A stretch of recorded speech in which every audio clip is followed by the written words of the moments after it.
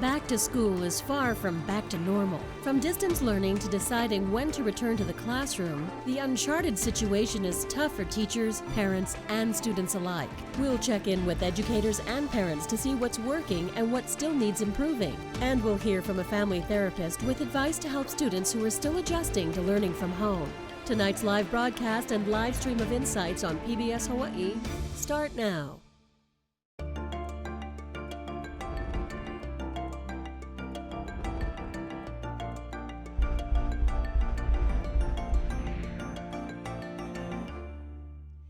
Aloha and welcome to Insights on PBS Hawaii. I'm Laura Yamada. Well, the school year is unlike any other, and it's still in the early months. With more than 174,000 students enrolled in Hawaii public and charter schools, there are safety concerns about bringing students back to campus. But there are also questions about the quality of education that kids are getting through distance learning and how not being in class could affect their well-being. Our panel tonight includes parents, teachers, a principal, and a family therapist. So we look forward to your participation in tonight's show. You can call, email, or tweet your questions, and you're going to find a live stream of this program at pbshawaii.org and the PBS Hawaii Facebook page. All right, now to our guests who are all appearing via the internet. Janice Blaber is the principal of Ke'au Elementary School in Puna on Hawaii Island. She's worked in the Department of Education for 16 years. On the island of Maui, Nicole Heinlein is an English learner teacher at Iao Intermediate in Wailuku, Central Maui. She has been an educator for 16 years. James Bright has been a teacher for 10 years. He's a fourth grade teacher at Queen Ka'ahumanu Elementary School in Lower Makiki, Honolulu. Amanda Ka'ahanui is the parent of a special needs student who attends Kalaheo High School in Windward, Oahu. And Rachel Alcancel is the parent of a third grade teacher at Lanai High School and Elementary School. And Britt Young is a licensed marriage and family therapist in Ainahaina in East Honolulu. So thank you so much to all of you for joining us. And it makes sense that all of you are here because of the different aspects of what families and kids are going through.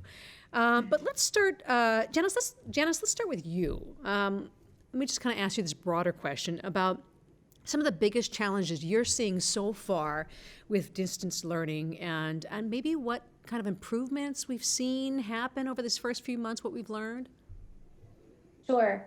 Some of the biggest challenges have been connectivity for our families.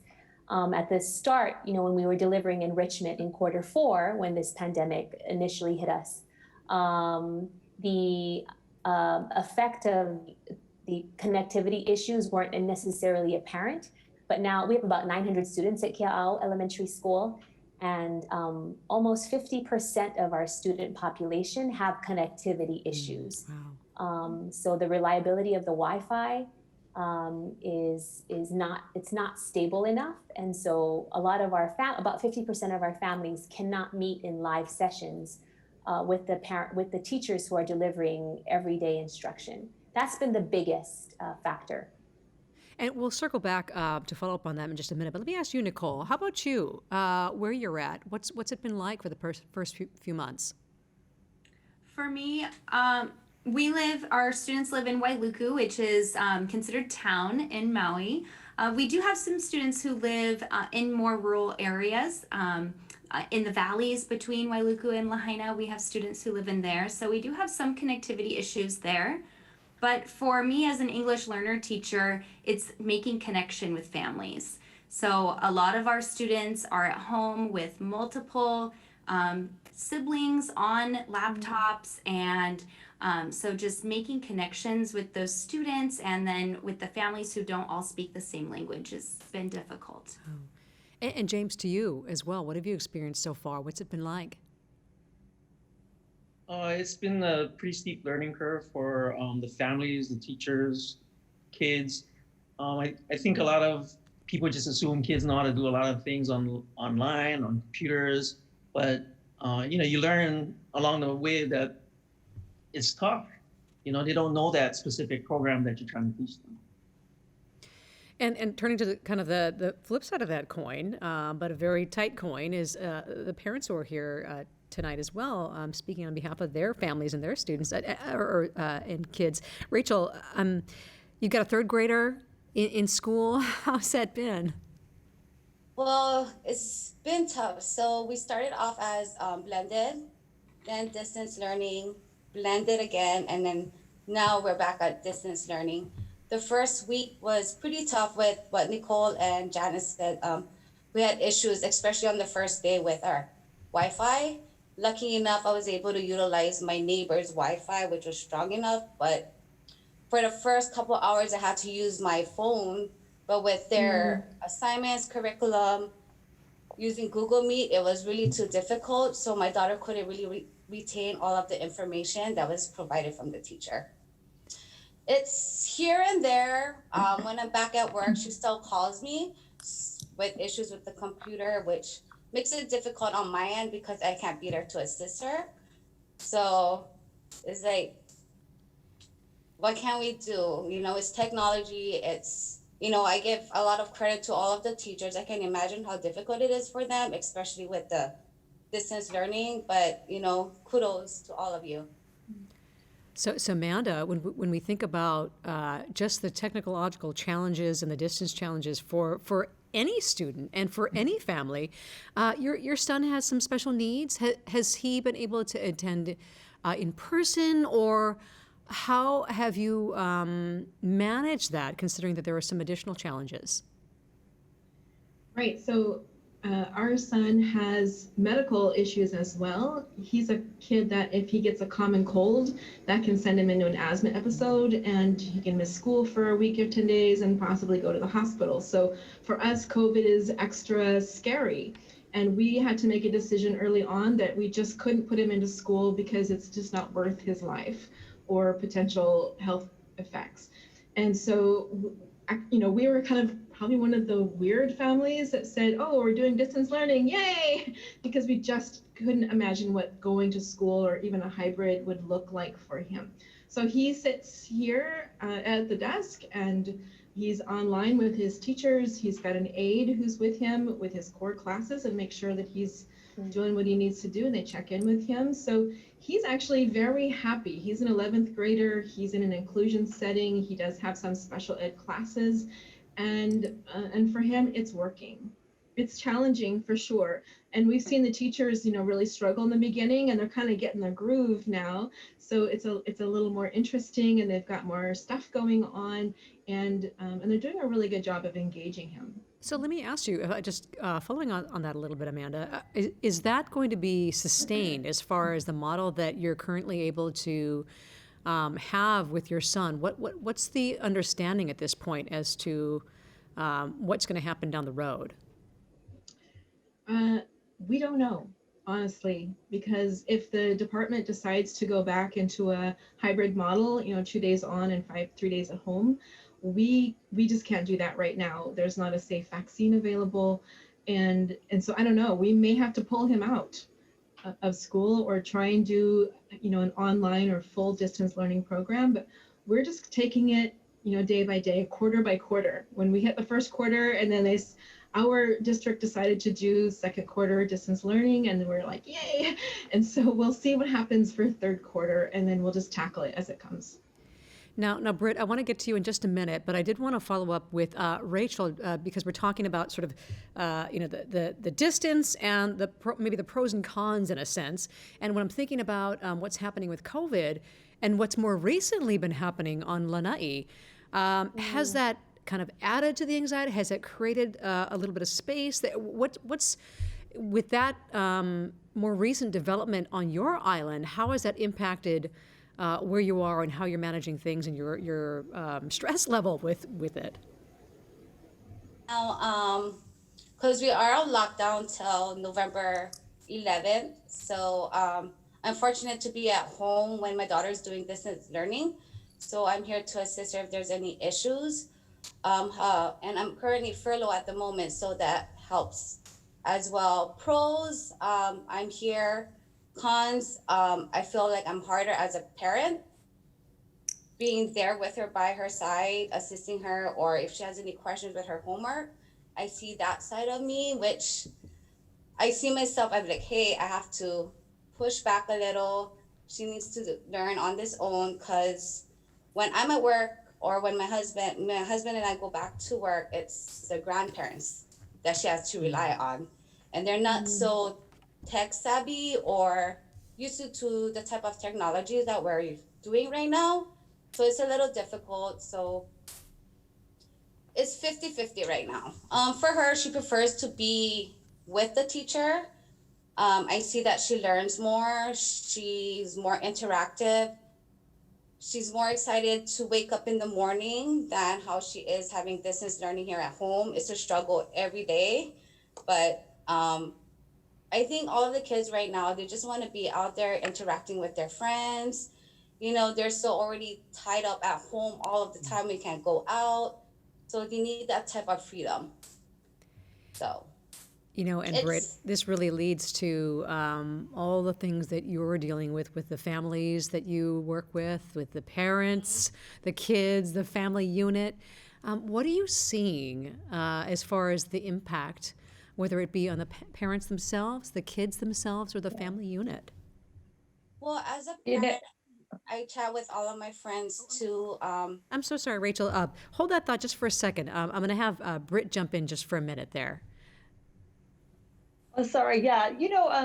I was just thinking the other day how long it had been since I had any clients, families, or children come in and say, yeah, I'm actually doing pretty well. It's been quite a while.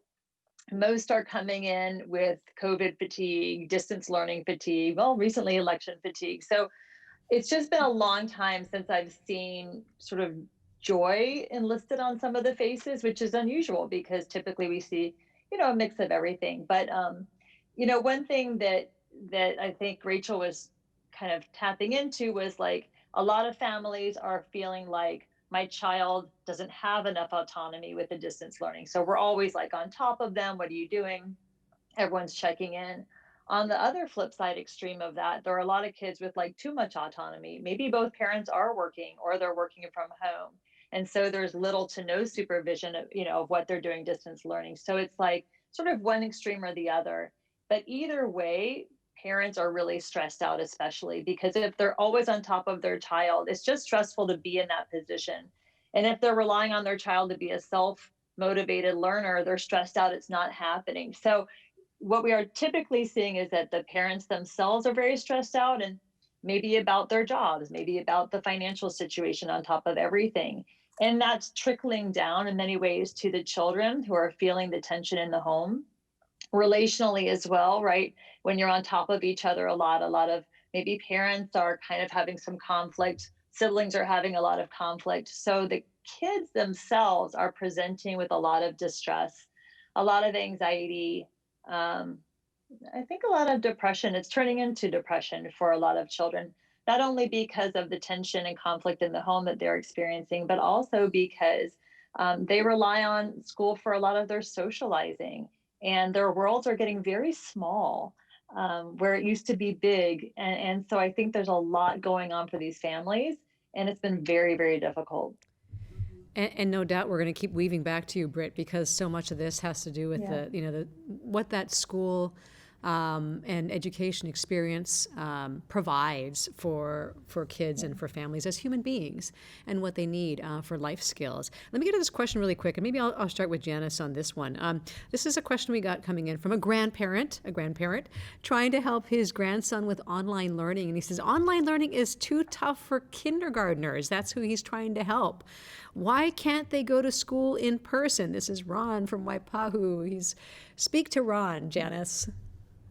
Hi, Ron. So right now, schools are taking a look at what's happening when it comes to the COVID numbers in their own communities and working with their complex area superintendents to see the probability of opening up schools. I know for the majority of schools right now are opening up schools to what we are calling the most vulnerable of our students. In some schools, that includes kindergartners. So I would recommend to you to reach out to your principal and meet with them and call them up and ask them what's the probability of kindergartners coming back. Because I know some Oahu schools right now, they are opening up schools to some of the special education students, students who are English language learners, and students who are not able to read yet, because we know the best kind of learning right now is the face-to-face learning, but we want to open up schools in the safest way possible. You kind of answered the follow-up question I was going to ask you about who's been asking the most, and who do you feel like at this point needs that in person the most, and to your point, and also really to Nicole on that front when you talk about the students and what you're teaching and why it's so important, whether it be in person or having a little bit more of a intimacy to the way that they're being taught. Speak to that a little bit as to why. With the the students that you're working with and the families that you're working with, that's so important, and how you're managing that. Right. Well, right now, like what Janice said, English language learners are considered a vulnerable population. So some of my students are back on campus, and we decided we were gonna offer to come back based on our observations in the classroom. Some of our students are doing okay at home. Some of them have older siblings, or their parents might speak a little bit of English, and they are able to navigate the system. We have 6th through 8th graders at my school, and so a lot of them are able to be independent, but some of them are not, and they don't have the support, they don't know how to use the programs, and so those are the students that we're bringing back on campus. What's difficult for me right now is I'm teaching classes with students in front of me and on my computer. So that's the challenge that I'm facing. But I'm lucky to have small classes. My classes are all under 10 students. So I am still able to give individual attention to my students who are at home learning online. So James, what are you seeing as far as grades? And I know we're a few months in now. Do you feel like you have a gauge on that point yet, as far as how grades are being impacted positively or negatively? What are you seeing so far? Well, I think in regards to like assessment, I feel that it almost seems that at times it seems unfair because of the connectivity issues. So it's hard to reach out to these kids, hard to make sure they're actually learning things, and just being at home is a connectivity issue for them. I have kids that have chickens, and chickens can be very distracting. I have kids that have like younger siblings, and they're very distracting. So it's hard to assess when they're having a hard time focusing. That's a really good point, actually. Maybe a better way to kind of pose the question is trying to think about how you, for lack of a better way of putting it, grade students in this environment, especially when, like you said, as we're sort of transitioning, it's not maybe possibly all that fair at the time being, as far as thinking about grading in the same way. So what are you starting to see develop as far as what people are talking about that might help in how you can start to assess how kids are doing? Where are you starting to see some headway in that, and how are the discussions going? Well, I think there are a lot of programs that teachers are becoming more and more acclimated with. For my school, some of my peers have introduced me to this program called SelfCare. And this program allows you to actually see all the kids' assessments all at the same time, in real time, as they're doing it. And with this assessment, I've been able to get a real gauge on where they're at in their learning, where they're at on certain concepts and certain standards. And that's been pivotal for assessment. So now let's Can I jump in too as a Nicole, secondary? So what I've seen with my colleagues at the middle school level is a more shift towards standards-based grading. I was an elementary school teacher for years, and we have a standard-based report card in elementary, but we don't in secondary. So it's been really nice to see and be a part of these conversations with secondary teachers as they move towards standards-based. Explain that a little bit more when you say standard-based grading for folks who aren't as familiar with that. Right, of course. So our regular system in secondary is the letter grade system, and teachers assign points for assignments, and then whatever percentage of points at the end of the quarter is what the student's grade would be. Standards-based grading is looking at what students should know by the end of the quarter, and then giving them a grade based on if they've met, if they're proficient at that standard. Rachel, let's turn. Oh, I'm sorry. Rachel, let's turn to you. What are your thoughts on that? If sort of there's a shift in the way that your child is graded, the way to Nicola's point, and also to James, and what other teachers are looking at as far as different ways of teaching and assessing students. What are your thoughts hearing them speak? So we had a teacher conference last week with my daughter's teacher, Miss Montgomery, and based on her grades, it's more of like a proficiency, MP, DP, and pretty much it's all MP.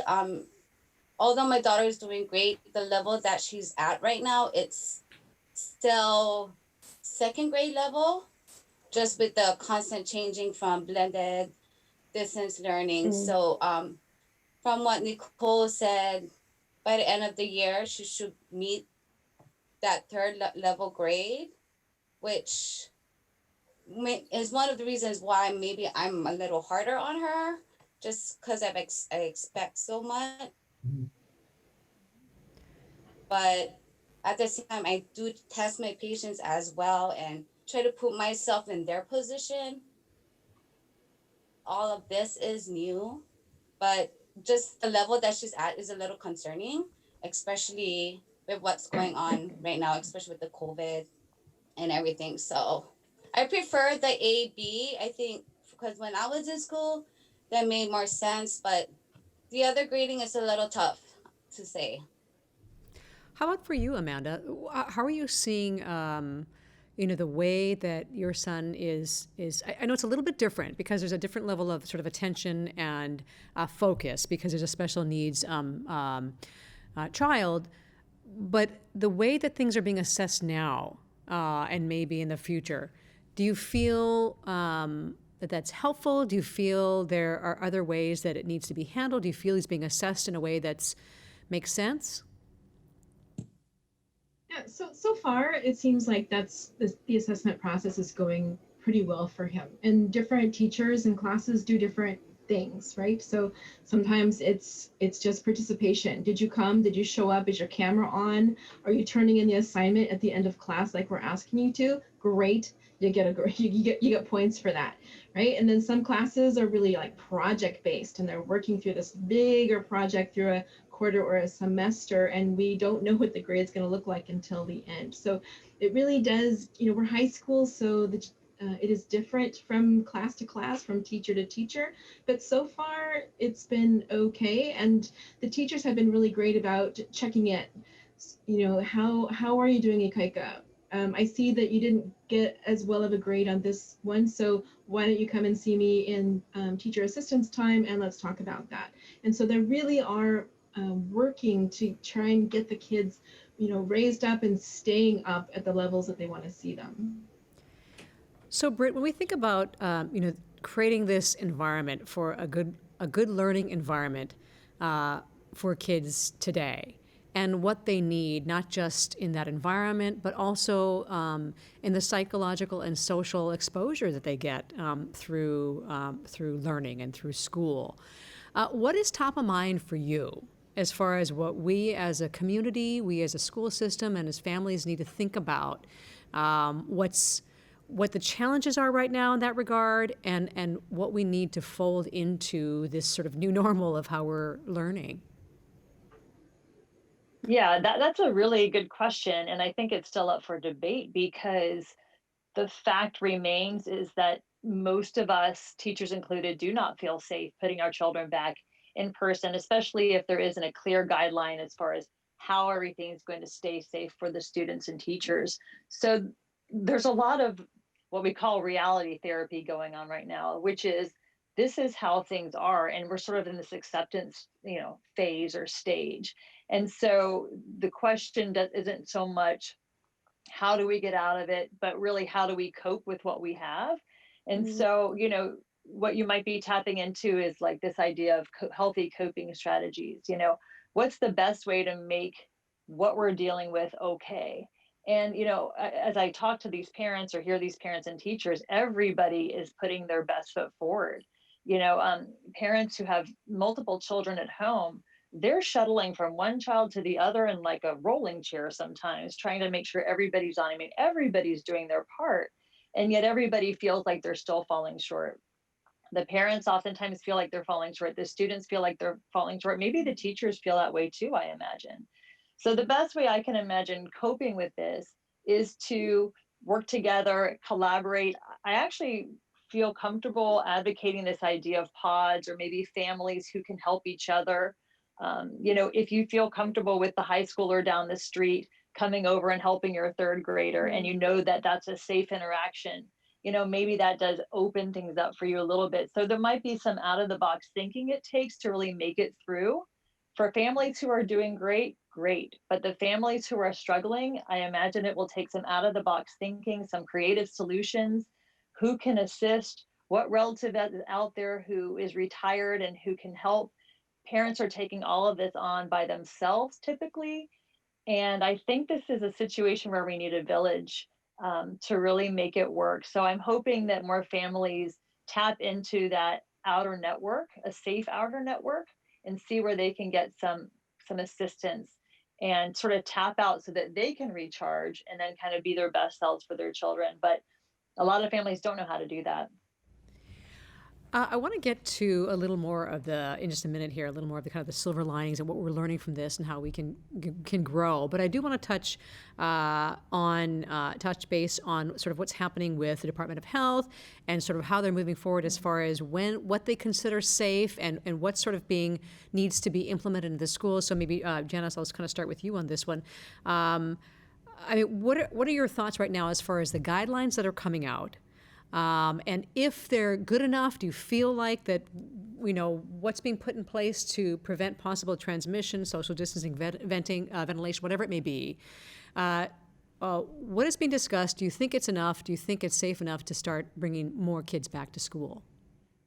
I think from what we know right now about the virus, that the guidelines are good enough from what we know right now. And I think the other really strong factor is the capacity that the school has in case that there is a positive case on campus to directly address it in a positive, safe manner. And so that depends on which school you are at.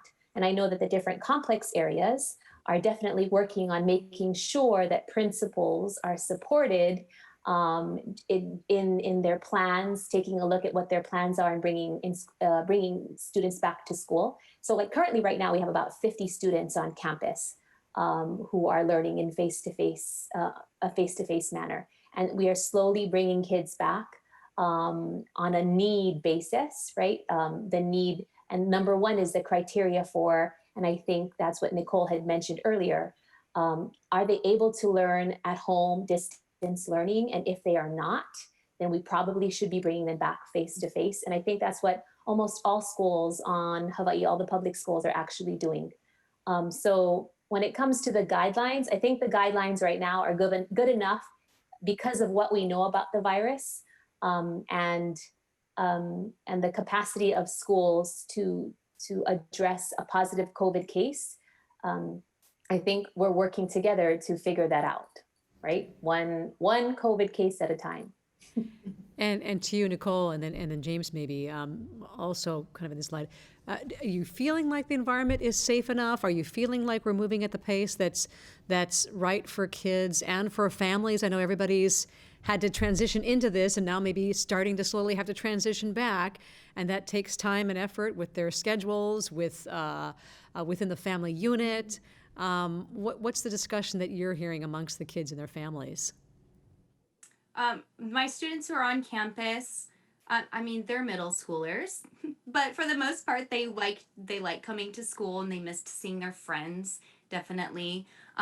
Something that Britt had said about being a parent, I also have children, a 5th grader and a 9th grader, and so I feel like I'm kind of like wearing two hats, definitely, because as a teacher I want my students to be safe at school so that I can teach them better, because we know that face-to-face teaching is better.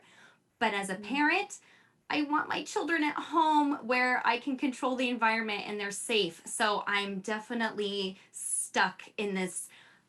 I want my students at school but my kids at home. It's weird.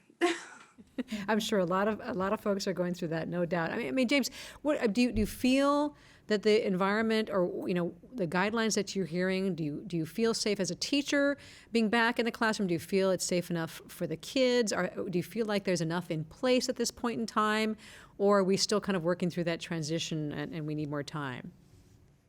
I feel like where we are at now is more comfortable than when we were at in the past, because a lot of people that I know that's in education, they were kind of hesitant in the very beginning when we were going to get a whole influx of students, and we didn't have much guidelines back then. Now we have a lot more guidelines to work with. We feel more prepared. I'm telling parents at parent-teacher conferences, we have with like sanitation, we have all these guidelines, and we have to wipe down things, and we got a mask for you, we got a shield for me, and I feel more prepared. So here's a question from John on Facebook, and I'm going to ask you this, Rachel, because he's asking this for parents, and this is kind of sort of a little bit of a platform for you as a parent. He says, "What do you feel like your child needs to be successful? What do you if you could tell everyone, hey, this is my wish list, and this is what I want, and this is what I think is going to help now, what would you share?"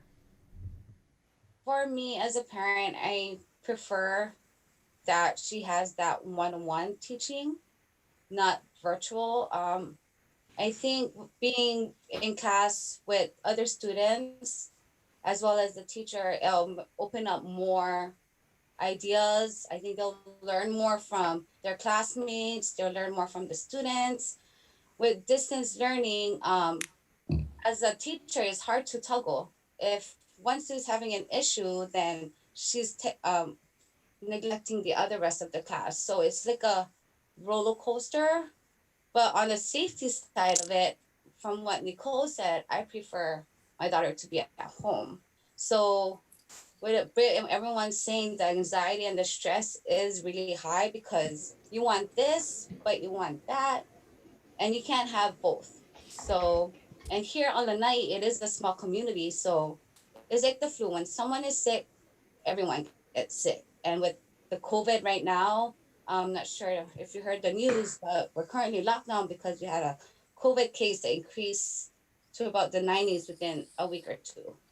So, and safety is a main concern, especially for us living with the grandparents.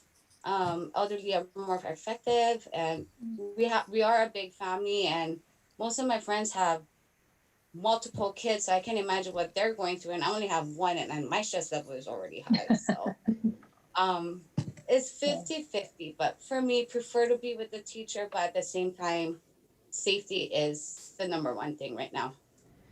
I mean, Amanda, do you see amongst your friends and family, do you see more parents and family possibly wanting to stick with homeschooling or doing things where there's more education and learning at home, even as we move forward, and even if there is the option to have in-person teaching?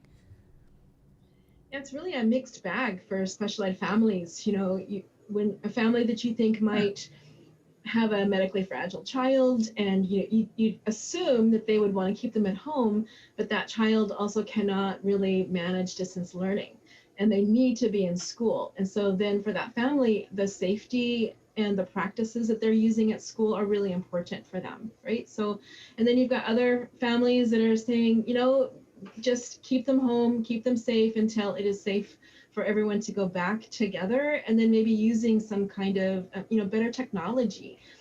Fourth quarter, we had some really cool programs that they could use to engage the students, and I asked why they weren't using them here in first quarter, and they said because they were free samples or free trials, and there wasn't any money to do some of these really cool engaging science programs or other programs. So I think we can, if we had some more of that, we can interest students, maybe help the teachers a little bit better.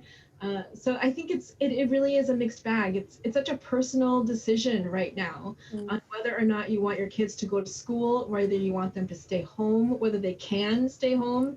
If you've got a tech issue at home or you don't have Wi-Fi, that's out of your hands. What are you going to do? But then you're scared about your kid going to school, or what if you have to work and actually leave the home? I'm lucky I can telework right now, and I can sit with him and help, but there's just so many factors mulling around in this stew pot of education. It's not one size fits all for elementary, middle, or high school. And so I think we really do need to have these conversations so that we can hear the different voices and try and make a plan. And James, what do you think? What do you think the impact would be if we're I think our COVID cases went up again on Oahu past couple of days or so, and there's talk of possibly bouncing back to tier 1 and I don't know how that might affect schools. What's your thought on how things have kind of bounced back and forth and sort of teetered on whether we're going to open more or not? What's been the difficulty in that to you, and what do you think the impact has been in the back and forth?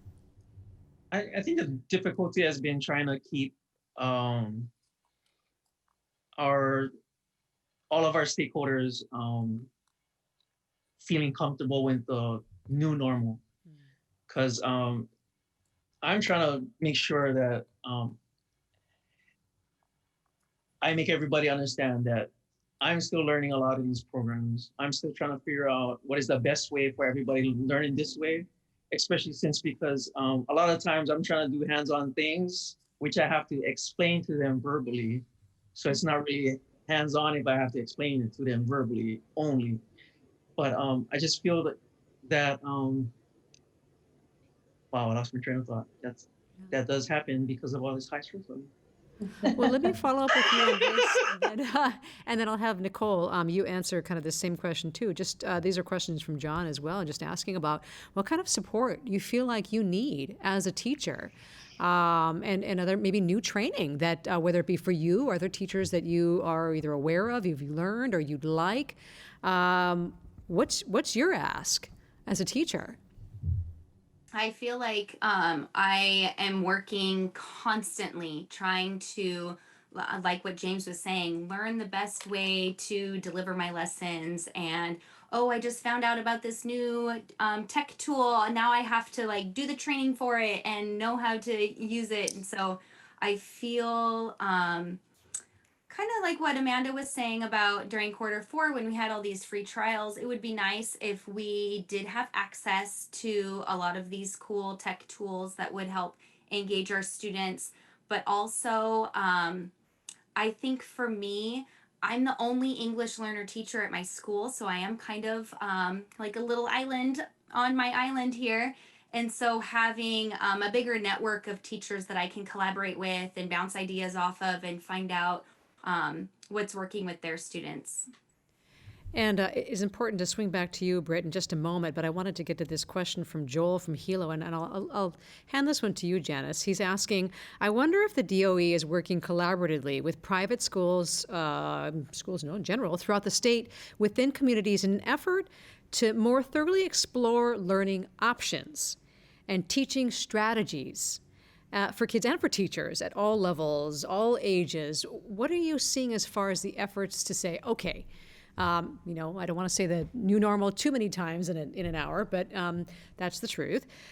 So what is being talked about? Do you think there's enough discussion? What have you heard come out of that discussion as far as what the options can be?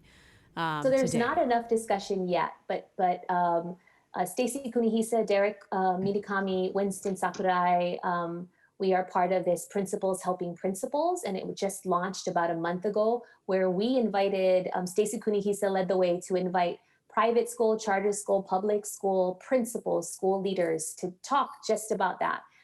So here we are in this different environment, but we need to continue learning in optimal ways possible. So how are we doing that? And so this is a forum for heads of schools to come together and share those ideas and share those plans. And I believe every Thursday, a small group of principals meet in Pauhana for school leaders. And we are inviting school leaders from public, private, charter schools to share those ideas. We were just on a call, Leading Schools of the Future, that was put on by HAIS, led the way in inviting school leaders to talk about how do we deliver assessments in the best way for kids, for our school, for students in private, public, and charter school. So that dialogue is revving up. It has started, and it's not enough yet, but it is starting. So what are some of the other ideas you've heard? I'm sorry, I saw you there, Amanda. What are some of the other ideas that you've heard so far, whether it be through these sessions or otherwise? So a lot, project-based learning, and I think that was mentioned by Amanda. Project-based learning has been one of the top, has been taking the lead in going deep. I know what a lot of schools are doing right now. Achieve the Core came out in late summer, looking at, when we talked about standards-based learning, there are a lot of standards.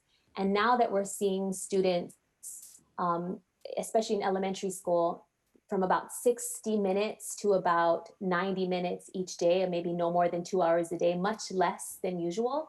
We're looking at those standards, and instead of taking the essential standards, taking the essential of the essential standards and going deep into them in quarters 1, 2, 3, and 4, and gathering assessment data in that way. Like depth, not breadth. So that has also been, a lot of dialogue has come out of that. The Department of Education, Hawaii DOE, put out a synthesized that achieved the core through its math standards. And that was given to our teachers too. So that's a big support. So we're looking at a lot, really focused, targeted learning, because we know that the time with students is very limited. And that Rachel had said she appreciated the one-on-one time. And so even though teachers are meeting in whole group, maybe 60 minutes max for a kindergartner and maybe 2 hours max for a fifth grader, but the rest of the 3 to 4 hours is met one-on-one or small groups in office hours, because that is, right, the small group sessions, the one-on-one sessions has evidence-based that proves, gives a big outcome for learning. Amanda, you wanted to mention something? Oh, I just wanted to share that sometimes I think it's so great that the teachers are getting together, the principals are getting together. That's really important to share ideas and to share those aha moments and those bright spots in leadership. And what I hope is that they include families and parents, because just because we are a parent doesn't mean that we may not have an education background or some other kind of background that can bring, part of this rich discussion. So me as a parent, I sometimes see some of these really great things going on at the school and the district and the state level. And then I ask, did a parent have input into that? Did you talk to a parent before you brought this really great program down to the school or this new idea? And often I think we just sort of get left out, and not on purpose. It's just, but I'm hoping that we see more of a collaborative community, that village. We all are working together right now. Parents, often we're sitting sort of in the back when kids went to school, right? We send our kids off to school. We trust the teachers and the schools to teach our kids and send them back home. And now we are partners. I mean, we really are partners in education. We're sitting at home with our kids, we're working with the teachers, and I hope that we can get a little more input and a little more collaboration in those meetings. And Britt, very much to you too, as far as needing to have a voice like yours, not only as a parent yourself, but also, as a therapist, and really purposefully thinking about what needs to be addressed for these kids and their families because of, this big part of their lives that has changed so drastically. What are your thoughts as to what needs to be included in the discussion as we move forward?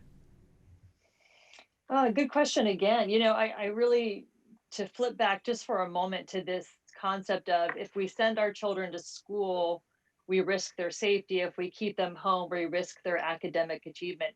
this double bind, I was just thinking as the parents were talking, it's like the one-way ticket to anxiety land is paved with like double binds, where you feel like if you do this thing, it's a bad outcome. And if you do this thing, it's a bad outcome. So I just wanted to kind of throw in there that I really empathize with the parents and the teachers too. If I do it this way, I get knocked for it. If I do it this way, somebody's mad at me. So it's just like people feel like they're hitting a wall every time they try to do the right thing. So I think that's part of what everyone's feeling. But as far as like what sort of needs to happen, I really believe we need to honor like the whole child and not get so too hard on ourselves about like the academic part. So a child is, part of a whole. It's the academic part of a child and the social part of a child, and the spiritual part of a child. And and what parents do is we try to attend to all these different parts of our children. And maybe this is the time to just go, okay, academically, it's going to be a little tough. With only 60 to 90 minutes of learning one-to-one every day, maybe it's the year of the social development. How can we come together as a family and be more connected as a family? Or maybe it's the year of character development. What can I teach my child about being a good person and a collaborative part of the family and somebody who volunteers or somebody who helps? So I've been trying to encourage my parents to say, look, we have been conditioned to focus on academic achievement with our children, but it's also possible that we can use this year to foster and blossom some of the other parts of our children while we have them at home with us.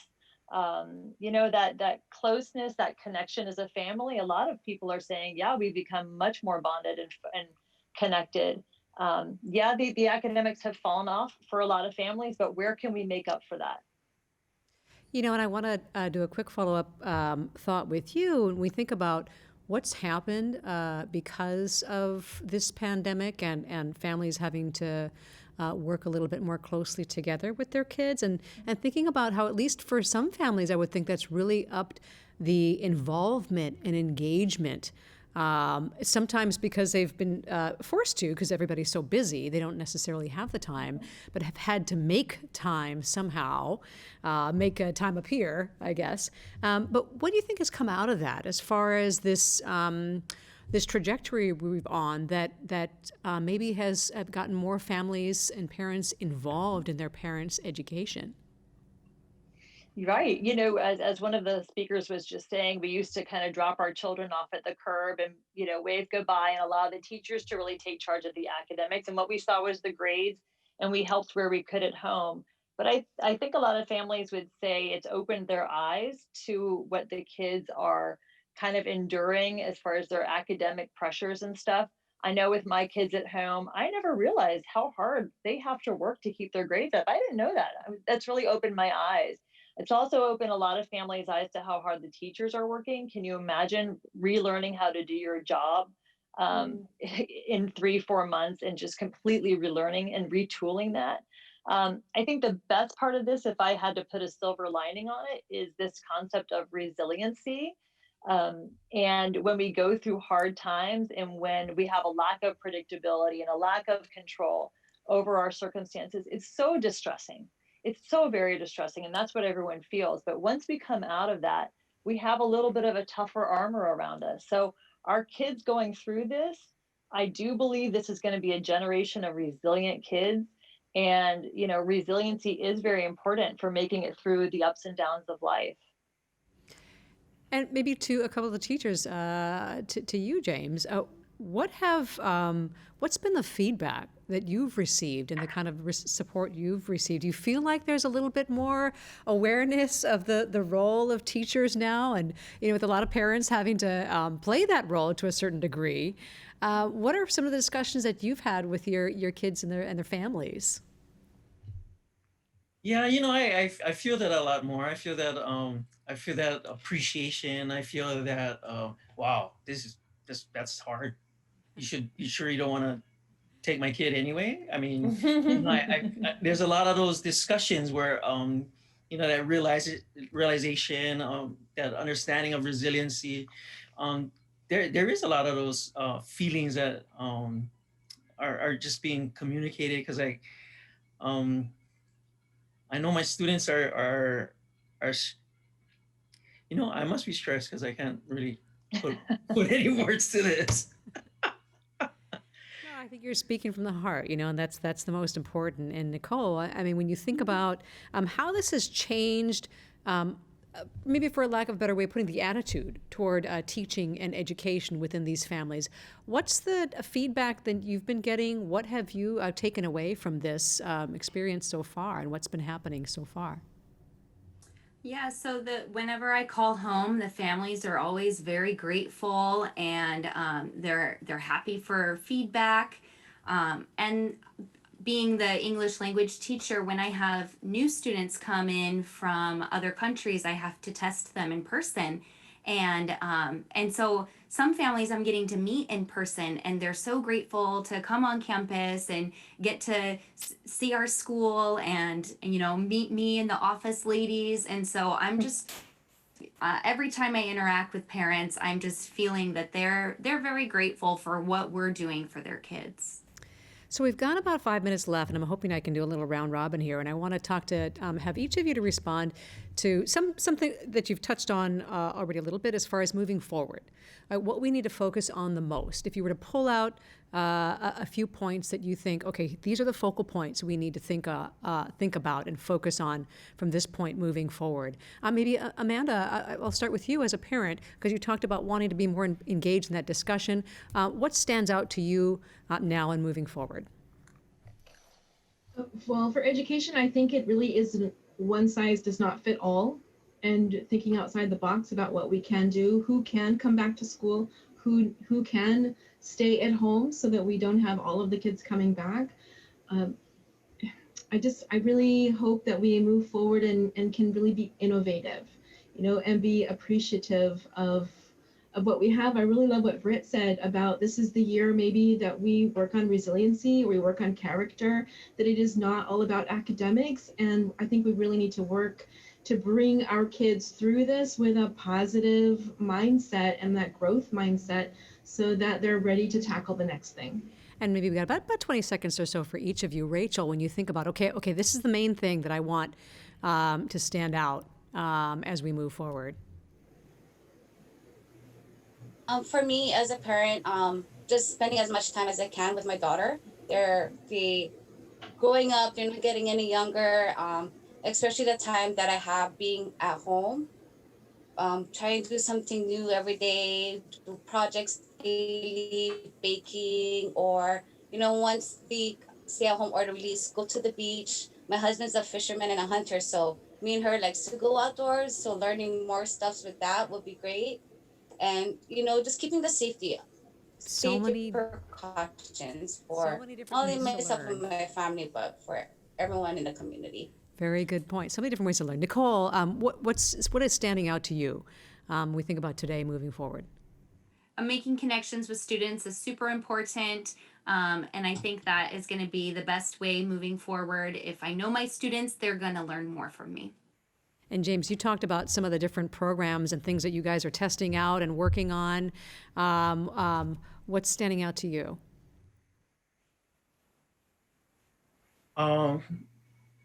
Class Kick is one of them, and oh man, what's the other one? Well, anyway, I was so prepared to do that social emotional learning thing I was gonna say, and you threw me that curveball, so I'm gonna go back to social emotional learning. But yeah, no, I really feel like social emotional learning has been actually been put on a back burner in the past, and now even teachers are down with that. The teachers are all about self-care, about taking care of the parents and making sure the kids are able to work through their issues. That's hugely important, James, hugely important. Janice, about 30 seconds to you. You brought up some ideas. What's your focus point at this right now? Ditto what Nicole and James had said, and Britt, connecting and the well-being of the whole family. And Britt, I want to leave it with you, because I mean, really, we're not just talking about kids and learning. We're talking about people. we're talking about human beings with all the stresses that everyone is dealing with right now, and whether we're talking about politics or we're talking about a pandemic or just the normal stresses that everybody is dealing with on a regular basis. What do you want people to keep top of mind through all of this as we move forward? I think James called it self-care. You can call it being kind to yourself, being kind to your children, being kind to their teachers. When we're going through something that's really stressful and we can't predict the outcomes and we don't have control over the circumstances, it's not easy to be kind. It's especially not easy to be kind to yourself as a parent. I'm failing my child because they're not doing this. I'm failing my job because I can't do this. And we're just constantly talking ill about ourselves to ourselves about where we're falling short. So I always tell people, please stop. Just please stop doing that. A happy parent is the best parent. A happy teacher is the best teacher. And so it is okay to focus on what brings you joy and what brings you happiness, because being kind to yourself is how we're all going to make it through. I knew you'd end it well. All right, thanks, Britt, and to all of you, mahalo to all of you for joining us tonight. And we thank our guests, Janice Blaber, principal at Ke'au Elementary School, teachers James Bright and Nicole Heinlein, parents Rachel Akunsel and Amanda Ka'ahunui, and family therapist Britt Young. All right, next week on Insights, COVID-19, fighting the virus, we talk with the state's top health officials as well as a UH vaccine researcher, a doctor who has survived COVID-19, and the CEO of an Oahu care home. Please join us then. I'm Laurie Mata for Insights on PBS Hawaii. A hui hou.